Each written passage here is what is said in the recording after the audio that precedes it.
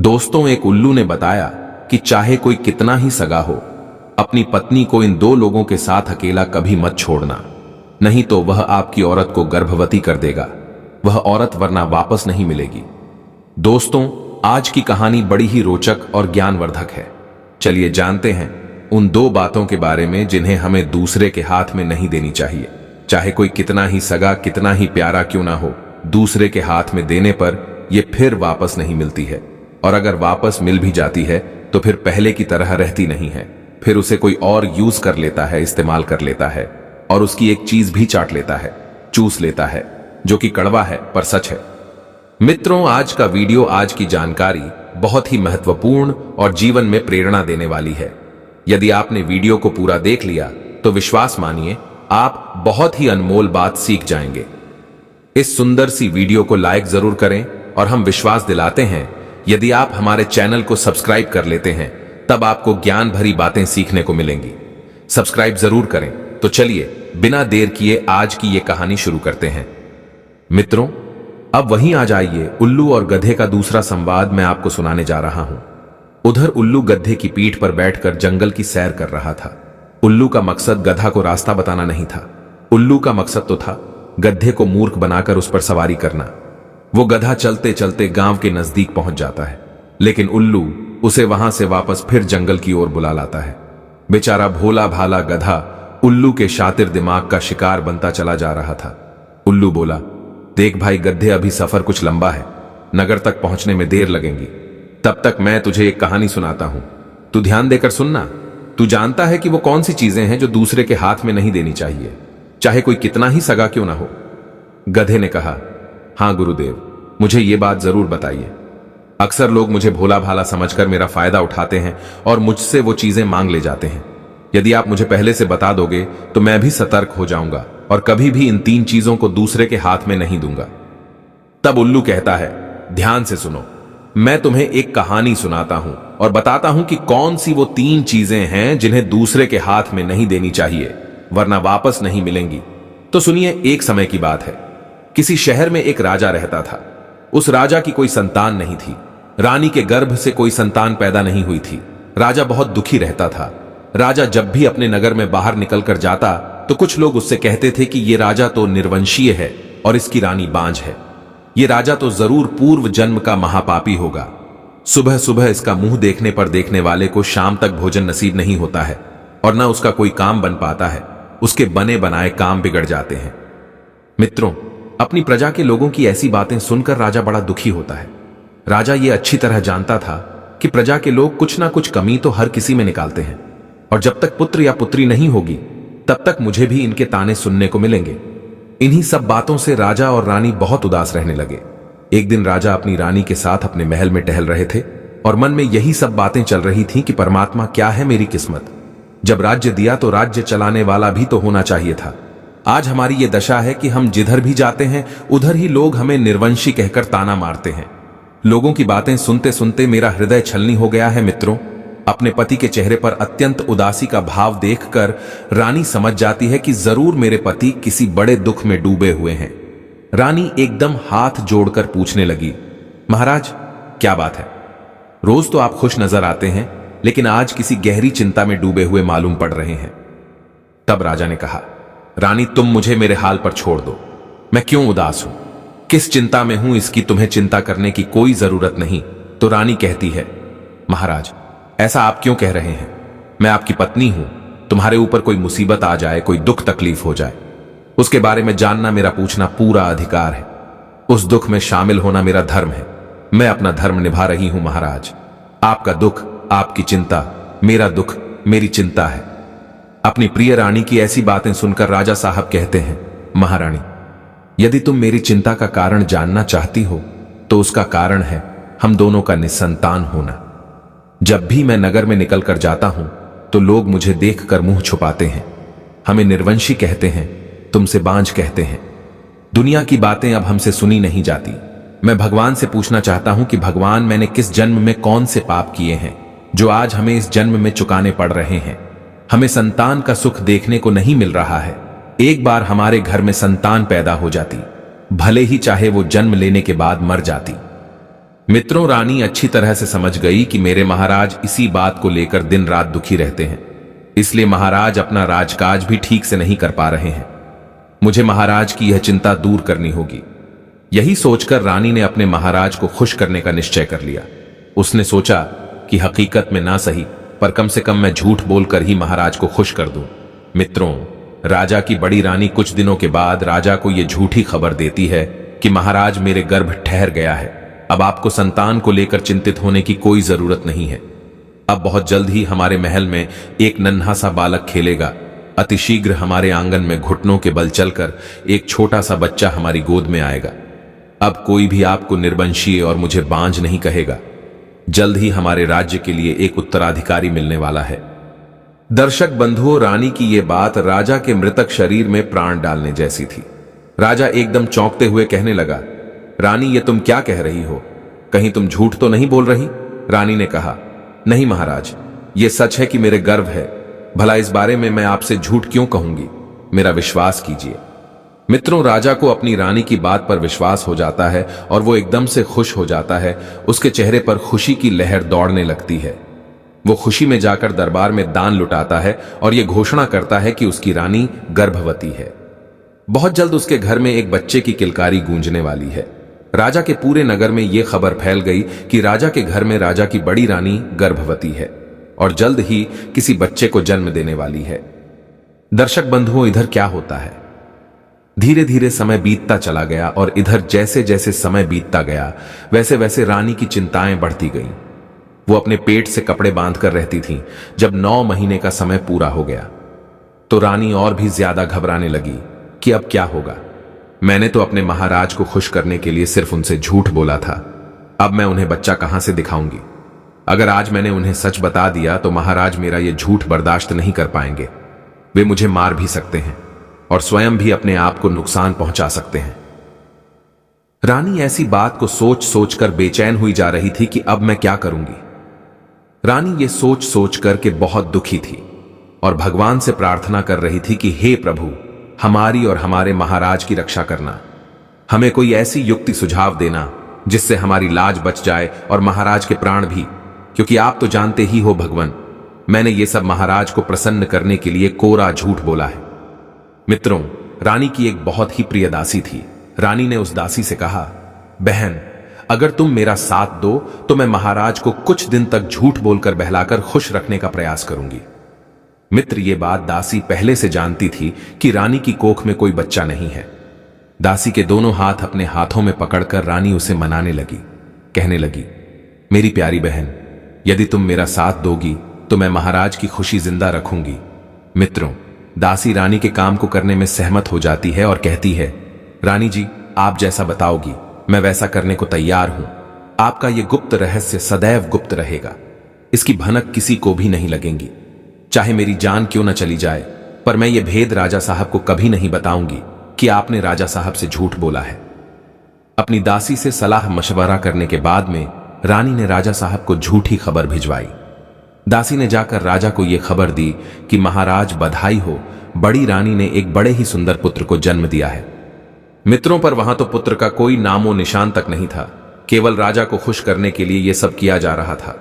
झूठ पर झूठ रानी परोसे जा रही थी। राजा ने सुना कि हमारी बड़ी रानी ने एक बेटे को जन्म दिया है तो खुशी के मारे फूला नहीं समाया। राजा ने अपने दरबार में यह घोषणा कर दी।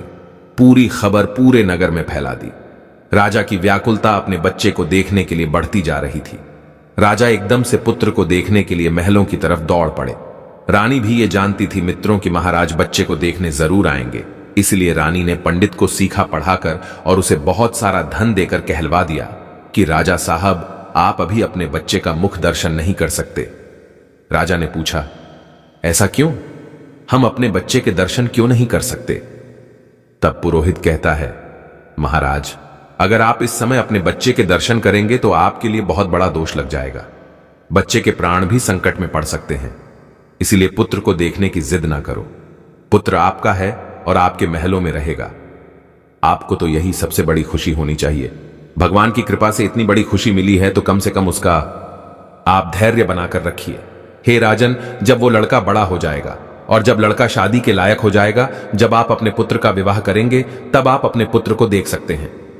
मित्रों, अपने कुल पुरोहित की बात सुनकर राजा को पहले तो बहुत दुख हुआ, फिर सोचा चलो कोई बात नहीं, घर में संतान तो हो ही गई, लड़का तो हमारा ही है, कभी ना कभी तो देखने को मिल ही जाएगा। मुझे लोग अब ताने नहीं देंगे, कोई मुझे निर्वंशी नहीं कहेगा। हमारा बेटा जब बड़ा हो जाएगा और जब हम उसकी शादी करेंगे तब हम उसे देख लेंगे। कुल पुरोहित की बात सुनने के बाद राजा संतोष धारण करके राज दरबार की तरफ निकल जाता है और दरबार में पहुंचकर खूब दान लुटाता है। उधर रानी महलों में बैठकर बहुत रोती है कि मैंने अपने महाराज को झूठी खुशी देकर अच्छा नहीं किया। पुत्र की शादी तक तो मैं बची रहूंगी, उसके बाद क्या होगा, यही सब सोच सोचकर रानी का कलेजा बैठा जा रहा था। दासी ने कहा, रानी घबराइए नहीं, अब पुत्र के जवान होने तक तो तसल्ली रखिए, उसके बाद फिर कोई रास्ता भगवान जरूर निकाल लेंगे। मित्रों, इस प्रकार दासी ने रानी को समझा दिया। इधर समय गुजरता है, धीरे धीरे 20 साल बीत जाते हैं। इधर राजा को लग रहा था कि हमारा पुत्र अब तो जवान हो गया है। जन्म हुए 20 साल हो गए। राजा ने चारों तरफ इस बात का ऐलान कर दिया कि हमारा राजकुमार विवाह के योग्य हो गया है। राजा का यह फरमान सुनकर राजकुमार के रिश्ते माने आने लगे। कई राजा महाराजाओं के यहां से नाई पंडित आए और राजा से शादी करने के बारे में बात की। कहने लगे, महाराज आप अपने राजकुमार को दिखाइए, हम अपनी राजकुमारी का रिश्ता तुम्हारे राजकुमार के साथ तय करने आए हैं। जब राजकुमार की कई शादी वाले आए तो राजा तत्काल अपनी रानी के कक्ष में पहुंच जाता है और बोला, फिर ये हमारे पुत्र के विवाह वाले आए हैं, तुम्हारी आज्ञा हो तो मैं बेटे की शादी के लिए हां कर दूं। बेटे का विवाह तो एक ना एक दिन करना ही है और मुझे भी बहुत इस बात की उत्सुकता है कि जल्दी से जल्दी मेरे बेटे का विवाह हो जाए तो मुझे उसके मुख का दर्शन देखने को मिल जाएगा। हे रानी, कई देशों के नाई पुरोहित आए हैं और वे हमारे राजकुमार को देखना चाहते हैं। हे रानी, मुझे ना सही तो कम से कम उन लोगों को राजकुमार को दिखा ही दो।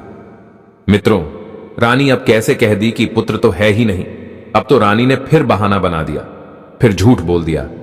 महाराज आपकी ये बात सही है, क्योंकि रिश्ता करने वाले जब लोग आएंगे तो उनको लड़का तो दिखाना ही पड़ेगा, लेकिन एक बात बहुत बड़ी है। राजा कहने लगे, वो कौन सी? तब रानी ने कहा, महाराज क्षमा करना, हमारे कुल पुरोहित का कहना है। मैंने कुल पुरोहित से पूछा था तो उन्होंने बताया कि लड़का अगर यहां दिखा दिया तो बहुत बड़ी हानि हो जाएगी। हो सकता है लड़के की मृत्यु हो जाए। जिसको विवाह करना है वो इस शर्त पर करके जाए कि लड़का जब दूल्हा बनकर ससुराल जाएगा तो वहीं देखने को मिल जाएगा। जिसको बिना देखे रिश्ता तय करना है वो कर जाए, अन्यथा वापस चला जाए। रानी की बात को सुनकर के राजा फिर वापस चला जाता है और जो रिश्ता लेकर के आए थे उनसे जाकर के कह दिया कि भाई लोग क्षमा करना, बिना देखे ही अगर आप रिश्ता तय करना चाहते हैं तो हम करने को तैयार हैं, क्योंकि हमारे कुल पुरोहित का कहना है अगर लड़का अभी दिखा दिया तो बहुत बड़ा अपशगुन हो जाएगा। लड़के के लिए कुछ भी हो सकता है, इसलिए लड़का यहां नहीं दिखाया जाएगा। लड़का सीधा विवाह मंडप में दिखाया जाएगा। अगर आपको यह मंजूर है तो आप हमारे पुत्र के साथ रिश्ता कर सकते हैं, वरना मेरी मजबूरी है।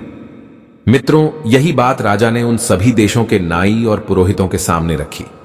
ये बात सुनकर के वहां से वे सब लोग वापस चले जाते हैं। मित्रों, संयोग से एक राजा ऐसा आता है जो बिना राजकुमार को देखे ही अपनी बेटी का रिश्ता तय करके चला जाता है। बोला, कोई बात नहीं, लड़का मंडप में तो देखने को मिल ही जाएगा, तो वहां देख लेंगे, इसमें क्या है। मित्रों, वही होता है। वो राजा जो था अपनी बेटी का रिश्ता उस लड़के से तय करके अपने घर को चला जाता है। किस लड़के से? जो सिर्फ राजा की कल्पनाओं में था, जिसका अभी जन्म भी नहीं हुआ था। उधर घर जाकर के राजा अपने विवाह की तैयारियां करने लगता है। इधर राजा सारी बात अपनी रानी को जाकर बताता है कि एक राजा ने अपनी बेटी का रिश्ता हमारे पुत्र के साथ तय कर दिया है और विवाह की तारीख भी पक्की हो चुकी है। अब हम अपने पुत्र का बड़ी धूमधाम से विवाह करेंगे। मित्रों, अपने राजा की बात को सुनकर के रानी ने कुछ जवाब नहीं दिया। कहने लगी, ठीक है, हम तैयार हैं, तुम विवाह की तैयारी करो और बेटी की शादी शान से करने के लिए जाओ। राजा के साथ कुछ समय बिताने के बाद राजा अपने दरबार को आ जाता है। इधर रानी को बड़ा दुख होता है। रानी ने अपनी दासी को बुलाया और रानी बहुत रोई। कहने लगी, बहन, अब तो हमारे पुत्र का विवाह भी हो गया है, तारीख भी निश्चित हो गई। अब बताओ मैं क्या करूं? इस बात को मैं कैसे छिपाऊं? अब मैं कैसे जिंदा रहूंगी? हे दासी, मैंने ऐसा झूठ काहे को बोला? मैंने ऐसा झूठ बोल करके अपने पति को खुश क्यों किया, जिस झूठ में मैं ही फंसती चली जा रही हूं। मित्रों, दासी उस रानी के लिए धैर्य बंधाती है और कहती है, रानी, जब आपने झूठ बोला है तो भगवान से प्रार्थना करो कि आपका झूठ पकड़ा ना जाए। परमात्मा कोई ना कोई रास्ता हमें जरूर दिखा देंगे। मित्रों, इधर जब शादी की तारीख आती है तो राजा बारात को सजाते हैं। अपने पुत्र का विवाह करने के लिए बारात को ले चलने की तैयारी करते हैं। राजा ने अपने रिश्तेदारों में हर जगह खबर भिजवाई। रानी से कहा कि अपने पुत्र को दूल्हा बनाओ और उसे डोली में बैठा दे। आगे राजा ने कहा, आप अपने पुत्र को दूल्हा बना करके तैयार करिए और मैं बारात को देखता हूं। राज दरबार की ओर राजा निकल जाता है। इधर रानी दासी के पास में बैठी बैठी बहुत रो रही है और कह रही है कि रदासी, अब मैं क्या करूं। फिर रानी ने और दासी ने सलाह मिलाई। रानी ने कहा कि दासी, मेरे दिमाग में एक बात आती है, अब जो होगा सो होगा, लेकिन हमें यह रहस्य, यह भेद छुपाना तो पड़ेगा ही। तुम एक काम करो, एक आटे का दूल्हा बनाओ और उसे सजाकर अच्छी तरह से पालकी में बैठा दो। सबसे कह दो कि यह पालकी कहीं रास्ते में खोलकर कोई भी ना देखे। पालकी सीधी विवाह मंडप में ही खोली जाएगी। मित्र, वही होता है। दासी ने आटे की एक लूट बनाई और उसका एक दूल्हा बनाया और दूल्हा बनाकर उसको सजाकर उसी पालकी में बैठा दिया। पालकी भी चारों तरफ से बंद कर दी और पालकी में राजकुमार बैठा हुआ है जो सिर्फ आटे का है, और पालकी को चारों तरफ से बंद कर दिया। इधर बड़ी धूमधाम से महाराज बारात के साथ प्रस्थान करते हैं और इधर वो पालकी लेकर कहार चलते हैं। रानी ने कहलवा दिया था कि कोई भी पालकी को खोलकर नहीं देखेगा। महाराज से भी कह दिया कि इस पालकी का ध्यान रखना, इस पालकी को कोई भी रास्ते में नहीं खोले। अगर किसी ने इसे खोलकर देख लिया तो महाराज आपके पुत्र की मृत्यु भी हो सकती है। यह कुलपुरोहित का कहना है। जवाब दिया, ठीक है। राजा इस बात को मित्रों तैयार हो जाता है और सबको सूचित कर देता है कि हमारी पालकी को रास्ते में कोई खोलकर नहीं देखेगा। चार कहार उस पालकी को उठाते हैं और बारात के साथ उसे लेकर चलने लगते हैं। चलते चलते जब बारात एक जंगल से होकर गुजरती है, काफी लंबा सफर चलकर आई थी, इसलिए सभी सेना बाराती थक चुके थे। तो उन्होंने सोचा कि चलो थोड़ी देर वृक्ष के पास विश्राम कर लेते हैं। राजा ने बारातियों को आदेश दिया कि पालकी को यहीं रख दो और विश्राम करने के बाद में थोड़ी देर के बाद फिर यहां से आगे को बढ़ेंगे। मित्रों, वही होता है। कहारों ने एक वृक्ष के पास में उस पालकी को रख दिया। इधर क्या होता है, जहां कहारों ने एक अलग वृक्ष के पास में पालकी रखी हुई थी, उसी पेड़ के पास में एक बिल था। इच्छाधारी नाग नागिन का जोड़ा रहता था। नागिन ने जब पालकी की ओर देखा तो अपने पति नाग से कहने लगी, अरे ये कैसी, इसमें तो दूल्हा ही नहीं है। देखो ना, इसमें तो आटे का दूल्हा बनाकर बैठा दिया है। मित्रों, ये बात सुनकर के नागिन ने अपने पति नाग से कहा कि पिया जी, इस संसार में बहुत बड़ा अंधेर है। नाग बोला, कैसा अंधेर है? तब वो नागिन कहती है, पिया जी, इस पालकी में दूल्हा नहीं है और बिन दूल्हे की कैसी बारात। और ये बारात तो ऐसी है जो बिना दूल्हे के ही जा रही है, और जब ये बारात बिना दूल्हे के वहां पहुंचेगी तो सोचो इनका क्या हाल होगा। इतना बड़ा अंधेर तो मैंने आज तक नहीं देखा जो बिन दूल्हे के जा रही हो। इस पालकी में दूल्हा तो है ही नहीं, केवल आटे का बना हुआ दूल्हा रखा है। नाग कहने लगा, प्रिय, हमें विश्वास नहीं होता। शायद हो सकता है तुम झूठ बोल रही हो। हमें दिखाओ तो ठीक कि बिन दूल्हे की कैसी बारात है। नागिन ने कहा, अगर ऐसी बात है तो चलिए, जहां लोग बैठे हैं वहां जाकर आप खुद ही देख लीजिए। जो पालकी रखी है उसमें एक आटे का बना हुआ दूल्हा बैठा है और किसी भी बारात वाले को यह पता नहीं है कि इस पालकी में आटे का दूल्हा है। सब लोग उसे राजकुमार समझ रहे हैं। मित्रों, नागिन अपने पति नाग को लेकर के पत्तों में छिपकर उसी पालकी के निकट पहुंच जाती है और उसके अंदर घुस जाती है तो वहां उसने देखा कि आटे का एक बहुत बड़ा पिंड रखा हुआ था। दोनों ने चुपचाप देखा और फिर अपने बिल के पास वापस आ गए। यह देखकर नाग बड़ा आश्चर्य में पड़ गया। फिर नाग ने अपनी पत्नी नागिन से कहा, हे नागिन, मैं तुमसे कुछ कहना चाहता हूं। नागिन कहने लगी, हां पिया जी, कहिए, क्या कहना चाहते हो। तब नाग बोला, अगर आपकी आज्ञा हो तो मैं इस राजा के विवाह मंडप तक इसकी शोभा बढ़ा दूं। नागिन कहने लगी, क्या कहना चाहते हो? मैं कुछ समझी नहीं। तब नाग बोला, हे प्रिय, मैं ये कहना चाहता हूं कि अगर तुम्हारी इच्छा हो तो मैं इस आटे के दूल्हे में जाकर के बैठ जाऊं, अपना रूप बदल कर, और इस राजा का लड़का बन करके, दूल्हा बन करके मैं इसकी इज्जत बचा लूं। अब आप ही बताइए, अगर ये बिना दूल्हे के बारात लेकर वहां जाएगा और वहां जब ये पालकी खोली जाएगी, जब इसमें से दूल्हा नहीं निकलेगा तो राजा की कितनी बड़ी बदनामी होगी। और जहां ये राजा अपने पुत्र का विवाह करने के लिए जा रहा है, उस राजा की भी बड़ी बदनामी होगी। अगर आपकी आज्ञा हो तो मैं इस राजा का लड़का बनकर इसके विवाह मंडप तक इसकी शोभा बढ़ा दूं। अपने पति की बात सुनकर नागिन कहने लगी, महाराज, मुझे आप पर भरोसा है, पूरा विश्वास है, लेकिन मुझे डर भी है, क्योंकि आप दूल्हे का भेष बना करके उस राजा की बेटी से जब विवाह करेंगे तो आप उसके प्रेम के जाल में फंस जाएंगे और हमको भूल जाएंगे। नाग कहने लगा, प्रिय, आप हम पर विश्वास करिए। आप हमारी पत्नी हैं, हम नागवंशी हैं, हमें क्या उससे मतलब है? केवल हमें इस राजा की इज्जत बचानी है, बस इसीलिए मैं थोड़ा जोर डालकर तुमसे कह रहा हूं। अगर मैं नहीं गया तो दोनों राजाओं के यहां कुछ भी हो सकता है, कुछ भी घटना घटित हो सकती है। इसीलिए मैं आपसे कह रहा हूं, आप हमारी बात पर विश्वास करें। कल मैं जब आऊंगा तो जब बारात यहां इसी स्थान पर आएगी तो मैं तुम्हारे पास लौट आऊंगा। अपने पति की बात को सुनकर के नागिन ने कहा, महाराज, अगर ऐसी बात है तो आप चले जाए, मैं तुम्हें नहीं रोकूंगी। लेकिन महाराज, मुझे डर लग रहा है, कहीं आप उसके प्रेम जाल में फंस न जाना, आप हमें मत भूल जाना। नाग कहता है, प्रिय, आप हम पर विश्वास रखिए और हमें खुशी खुशी जाने की आज्ञा दीजिए। मित्रों, अब तो नागिन अपने पति को आज्ञा देती है। वो नाग उस पालकी में जाकर घुस जाता है और आटे के पिंड में समाहित होकर रूप बदलकर बैठ जाता है। अब वो बहुत सुंदर राजकुमार बन चुका था, बहुत सुंदर दूल्हा बन जाता है। इधर कुछ देर के बाद बारात जब आगे को चलती है, कहार पालकी को उठाकर चलते हैं तो सीधे दूसरे राजा के यहां पहुंच जाते हैं। जब दूसरे राजा के यहां मंडप में पहुंच गए तो उस राजा ने बारात की सुंदर ढंग से अगवानी की। सभी बारातियों की खातिर खुशामद की। जब विवाह करने का समय आया तो कहां राजा साहब, तुम्हारा लड़का कहां है, तुम्हारा दूल्हा कहां है, उसको पालकी से नीचे उतारो। आपने कहा था कि लड़के की पालकी उसी विवाह मंडप में खुलेगी, तो पालकी भी तैयार है और अब आप अपने बेटे को निकालो ताकि विवाह की रस्में पूरी की जा सके। मित्रों, इधर जब पालकी को खुलवाया जाता है तो उसमें से बड़ा ही सुंदर लड़का निकलता है। इतना सुंदर लड़का था कि राजा की आंखें फटी की फटी रह गईं। राजा बहुत प्रसन्न हुआ।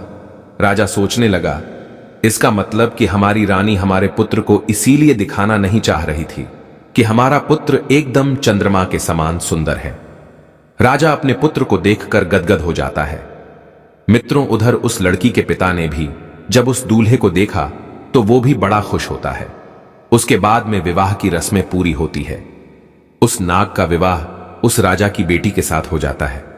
बड़ी धूमधाम से विवाह हुआ और विवाह होने के बाद में इधर उस नाग ने अपने पिताजी से कहा, पिताजी, अब हमारी पालकी अलग होनी चाहिए और हमारी पत्नी की पालकी अलग होनी चाहिए। राजा ने कहा, बेटे, ये कितनी बड़ी बात है। कोई बात नहीं, हम तुम्हारे लिए अलग अलग पालकी सजवाए देते हैं।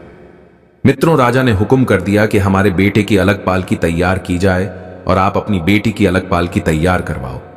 राजा ने कहा, ठीक है। इस प्रकार से दूसरी पालकी तैयार करवाई। अब कहार लोग उस पालकी को लेकर चल देते हैं। इधर पीछे से बारात चलती है। उसी रास्ते से बारात लौट कर जा रही थी। चलते चलते जब वे उसी स्थान पर पहुंचे तो विश्राम करने के लिए ठहर जाते हैं। कहारों ने उन पालकियों को एक वृक्ष के पास में रख दिया। उसके बाद सब लोग वहां विश्राम करने लगे। इधर क्या होता है, जो दूल्हा था, जो इच्छाधारी नाग था, जो भेष बदलकर राजकुमार बनकर दूल्हा बनकर गया था, उसकी पत्नी नागिन बड़ी ही बेसब्री से उसका इंतजार कर रही थी कि मेरे पति आज का मुझसे वादा करके गए हैं और वे आते होंगे। बारात भी आ चुकी है। वो राजकुमार नाग बनकर के अपनी पत्नी नागिन से मिलने जाता है और मिलकर के बड़ा खुश होता है। कहता है, प्रिय, मैंने इस राजा की इज्जत को तो बचा लिया। मैंने इसके विवाह मंडप की शोभा बढ़ा दी। मैंने उसका विवाह भी करवा दिया और वो होने वाली पत्नी दूसरी पालकी में बैठी हुई है। मित्रों, ये सुनकर नागिन बहुत खुश होती है। नागिन ने कहा, ठीक है महाराज, आपने बहुत अच्छा काम किया है, लेकिन अब आप कहीं नहीं जाएंगे। अब आप यहीं पर रहेंगे मेरे पास। नाग ने कहा, प्रिय, जरा विचार करो, थोड़ी सी आज्ञा हम तुमसे और चाहते हैं। नागिन बोली, कौन सी आज्ञा? जवाब दिया, मैंने इस राजा की इज्जत को तो बचा लिया है। अब ये नई नई दुल्हन आई है और जब ये अपने ससुराल जाएगी, अब जब इसको वहां पर पहुंचकर इसका पति नहीं मिलेगा तो फिर इसका क्या हाल होगा। मैं इस बात को सोच सोचकर बड़ा दुखी हो रहा हूं। इसलिए मैं आपसे कहना चाहता हूं और मेरी कहने की हिम्मत भी नहीं पड़ रही है कि मैं तुमसे कैसे कहूं। तब नागिन ने कहा, इससे हमें कोई मतलब नहीं कुछ भी हो, लेकिन आपने इसके बारात की शोभा बढ़ा दी। अब आप हमको छोड़कर के यहां से नहीं जाओगे? नाग ने फिर कहा, प्रिय, देखो, आप परेशान ना हो, जरा विचार करो। अगर ये लड़की वहां जाकर के अपने पति को नहीं देखेगी तो फिर इस बेचारी का क्या हाल होगा। ये तो रो रो के मर जाएगी। मैं तुमसे विनती करता हूं, ज्यादा नहीं तो सिर्फ 2 दिन के लिए आप मुझे जाने की आज्ञा दे दो। 2 दिन के बाद मैं आपके पास लौट आऊंगा। जब ये लड़की अपने मायके के लिए चली जाएगी, जब इसके पीहर वाले इसको पीहर ले जाएंगे, तब मैं आपके पास चला आऊंगा। केवल 2 दिन की हमें आज्ञा दे दो। मेरी बात पर विश्वास करो, मैं तुम्हें धोखा नहीं दूंगा। मैंने उस दिन भी कहा था कि हम लोग नागवंशी हैं, इसलिए हम तुम्हें धोखा नहीं देंगे। अपने पति की बात को सुनकर के वो नागिन बड़ी दुखी होती है और कहती है कि हे पिया जी, आज हमें विश्वास हो गया कि तुम हमसे झूठ बोल रहे हो। हमको धोखा देकर के तुम चले जाओगे, तुम हमें भूल जाओगे। हमको तड़पता हुआ छोड़ करके तुम जाना चाहते हो, इसीलिए तुम जाने की बार बार हमसे जिद कर रहे हो। मित्रों, नागिन ने अपने पति से बहुत विनती की, लेकिन नाग उसे बार बार समझाने लगा और कहा कि मैं तुम्हें वचन देता हूं कि मैं लौट करके तुम्हारे पास जरूर आऊंगा। मुझे उससे कोई मतलब नहीं, 2 दिन की आज्ञा हमें दे दो, मैं तुम्हें धोखा नहीं दूंगा। मित्रों, इस प्रकार वो नाग अपनी नागिन को समझाता है और नागिन से आज्ञा लेकर दूल्हा बनकर फिर उसी पालकी में जाकर बैठ जाता है। इधर मेरे बंधुओं, उधर जो रानी थी, वो मंदिर में जाकर भगवान से अरदास लगाती है, प्रार्थना करती है, हे प्रभु मेरी रक्षा करो, मेरी लाज बचा लो। मैंने तो अपने पति को खुश करने के लिए झूठ बोल दिया, लेकिन हमें यह नहीं मालूम था कि बात यहां तक पहुंच जाएगी। अब मैं क्या करूं, मेरी लाज बचाओ भगवान, नहीं तो मैं मर जाऊंगी। मित्रों, इस तरीके से पूरी रात उस रानी ने रोते रोते उस मंदिर में निकाल दी। सवेरा हो गया, दिन निकल आया, लेकिन रानी अकेली उस मंदिर में बैठी रोती रही। मित्रों, यह बात केवल दासी को मालूम थी कि रानी कहां है, किसी को नहीं मालूम थी। इधर राजा अपनी पुत्र वधू और पुत्र की पालकी को लेकर अपने घर आता है, और इधर जब दासियों ने, दरबारियों ने देखा, उस पुत्र को देखा, तो वे सब लोग उसे देखकर बहुत प्रसन्न हुए। सोचने लगे कि रानी इसीलिए अपने पुत्र को नहीं दिखाना चाहती थी, क्योंकि उसका पुत्र बहुत सुंदर है। जब उस दासी ने देखा कि राजा का पुत्र भी आया हुआ है, उसे तो मालूम ही था कि रानी का कोई पुत्र नहीं है। फिर दासी ने कहा कि पुत्र दुल्हन के साथ में आया है, तो उस दासी की आंखें चौंधियां गई। वो आश्चर्य में पड़ गई, उसके लिए भी खुशी का कोई ठिकाना नहीं था। वो दासी भागकर मंदिर में जाती है और मंदिर में उधर रानी माथा पटक रही थी, भगवान से अरदास लगा रही थी। दासी मंदिर में पहुंची और रानी को सारी बात बताती है कि रानी, भगवान ने तुम्हारी सुन ली, तुम्हारी पुत्र वधू तुम्हारे पुत्र के साथ ब्याही है और तुम्हारा पुत्र बहुत सुंदर है, सब उसे देखने के लिए आए हैं।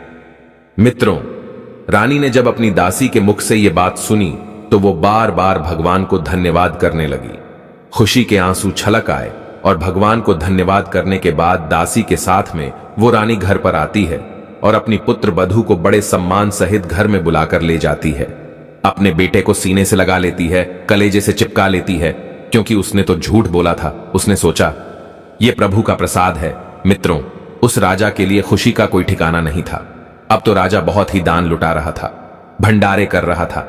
राजा के यहां खुशियां ही खुशियां मनाई जा रही थी। अब वो नाग जो दूल्हा बनकर के आया था, उस लड़की का पति बनकर के जो आया था, वो धीरे धीरे उस लड़की के प्रेम जाल में फंस जाता है। उस लड़की के प्रेम में फंसकर धीरे धीरे वो अपनी नागिन को भूलने लगता है। 2 दिन की कहकर आया था, यहां तो महीनों से बीत गई, लेकिन वो लौटकर अपनी नागिन के पास नहीं पहुंचा।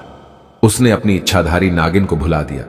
उसके प्रेम जाल में वो इतना फंस गया, वो अपनी नागिन को बिल्कुल भूल चुका था। इधर जब 2 महीने का समय हो जाता है, नाग लौटकर अपनी नागिन के पास नहीं आता है, तो बेचारी नागिन इंतजार करते करते जंगलों में भटकती है, ढूंढती फिर रही है कि हमारा पति अभी तक क्यों नहीं आया। इंतजार करते करते जब 2 महीने बीत गए, तो नागिन को बड़ा दुख होता है और वो नागिन क्रोधित होकर उस राजा के घर को चल देती है। सोचती जा रही थी कि मैं उसे जिंदा नहीं छोड़ूंगी, उस स्त्री को और अपने पति को भी जीवित नहीं छोड़ूंगी। ऐसा विचार करके वो नागिन उस जंगल में भटकती हुई जा रही थी। उधर मित्रों क्या हुआ, वो नाग जानता था कि वो नागिन मुझे ढूंढती हुई यहां तक जरूर आएगी, इसीलिए उसने अपने पिता से कहकर राजमहल के चारों ओर बड़ी सी गहरी सी खाई खुदवा दी थी और उसमें पानी भरवा दिया। राजा ने पूछा, बेटा ऐसा क्यों? तो राजकुमार ने कहा, पिताजी हम अपने महल की सुरक्षा के लिए ऐसा करवा रहे हैं। अब तो महल के चारों ओर खाई खुदवा दी गई, उसमें जल भरवा दिया। वो इच्छाधारी नाग विचार करता है कि हमारी नागिन शायद अब महल के अंदर नहीं आ पाएगी। वो उस लड़की के प्रेम में इस कदर फंस गया था कि अब वो वहां से जाना ही नहीं चाहता था। सोचता था कि इतनी सुंदर पत्नी मिली है, अब इसके साथ ही पूरी जिंदगी बताऊंगा, क्योंकि यहां के जो मां बाप है वो भी मुझे बहुत प्रेम करते हैं। अगर मैं चला जाऊंगा तो ये लोग कैसे रहेंगे और ये बेचारी कैसे रहेगी। इस प्रकार निश्चिंत होकर वो राजकुमार अपनी पत्नी के साथ राजमहल में रहने लगता है। उधर मेरे बंधुओं, वो नागिन उस लड़की को डसने के लिए चलती है। राजा के राजमहल के पास आती है तो उसने क्या देखा कि महल के चारों ओर बड़ी गहरी खाई खुदी हुई है जिसमें पानी भरा है। नागिन समझ गई कि इसका मतलब क्या है, हमारे पति ने हमें मरवाने के लिए ये जाल बिछाया है। अब तो उसे और भी ज्यादा गुस्सा आया। सोचने लगी कि मैं अपने पति को जीवित नहीं छोड़ूंगी। मित्रों, नागिन इधर उधर रास्ता ढूंढती है कि कोई रास्ता मिल जाए तो मैं महल के अंदर चली जाऊं, उस लड़की के पास में पहुंच जाऊं। कुछ समय के बाद में थोड़ी सी जगह राजमहल में जाने के लिए उस नागिन को मिल जाती है। उसी के रास्ते वो नागिन जो थी वो महल के अंदर पहुंच गई। नागिन ने देखा कि उसका पति उस लड़की के साथ पलंग पर आराम से सो रहा था।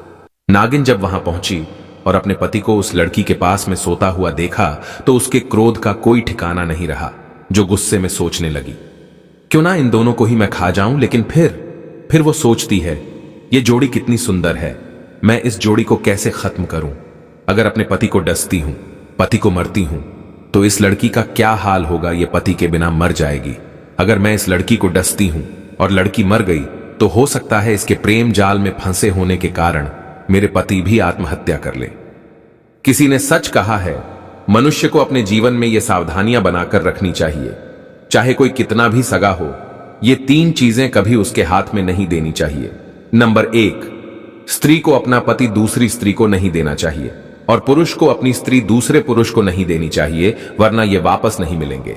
अगर वापस मिल भी गई तो फिर पहले की तरह कभी नहीं हो पाएंगे। नंबर 2, धन, अपना कमाया हुआ धन कभी दूसरे के हाथ में नहीं देना चाहिए। दूसरे के हाथ में पहुंचा हुआ धन मिलने में बड़ी कठिनाई होती है और वो कभी समय पर काम नहीं आता, इसीलिए अपने धन की अपने ही पास व्यवस्था करें। नंबर 3, बिना पढ़ी पुस्तक की विद्या, ये भी समय पढ़ने पर कभी काम नहीं आती। ये 3 चीजें कभी मनुष्य को दूसरे के हाथ में नहीं देनी चाहिए। इस बात को गांठ में बांध लो। नागिन सोचने लगी, हाय मैं कहीं की नहीं रही, मैं तो विधवा हो गई। मैंने जानबूझकर अपने पैर में कुल्हाड़ी मार दी। मैंने अपने हाथों से ही अपना पति दूसरे को दे दिया। भलाई का बदला मुझे कितना अच्छा मिला है। मैं अपने पति को खोकर पछता रही हूं। कहीं ऐसा ना हो कि दूसरी लड़की भी विधवा हो जाए, कहीं ऐसा ना हो कि हमारा पति मर जाए। दोस्तों, ये विचार करने के बाद में वो नागिन अपने पति को डसने का और उस लड़की को डसने का विचार बदल देती है। नागिन ने सोचा कि मैं यहीं पर फन पटक पटक कर अपनी जान दे देती हूं। दोस्तों, नागिन ने पलंग के पास में ही अपना फन पटक पटक कर जान दे दी। जब वो नागिन मर जाती है और इधर सवेरा होता है, तो सवेरा होते ही वो नाग जो अपनी पत्नी के साथ सोया हुआ था, वो उठ करके बिना कुछ देखे ही काम करने के लिए लड़की चली जाती है। और इधर नाग जब उठता है और जैसे ही उठता है, उसकी नजर उसी नागिन पर पहुंच जाती है जो पलंग के नीचे मरी हुई पड़ी थी।